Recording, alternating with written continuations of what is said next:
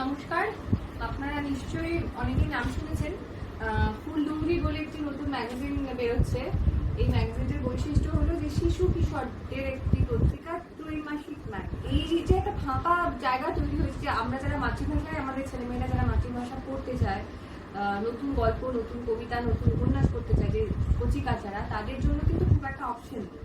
তো আমার মনে হয় যে ফাঁকা জায়গাটা ফুলডুংরি অনেকটাই পূরণ করবে এবং এখানে আপনারা বিভিন্ন ধরনের লেখকদের লেখা পাবেন বাচ্চাদের জন্য, এবং বাচ্চাদের নিজস্ব লেখাও আপনারা এখানে পাবেন।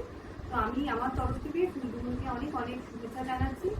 আর এদেরই যে আমব্রেলা বলা যেতে পারে ম্যাগাজিন, ভ্রমণ পিপাসু, যেটা আরো বেশি পুরনো এবং অনেক বেশি দিন ধরে চলছে, সেই ভ্রমণ পিপাসু পুরো টিম, এদের সবাইকে আমি আমার তরফ থেকে অনেক শুভেচ্ছা, অনেক ভালোবাসা জানালাম। ভালো থাকবেন। নমস্কার।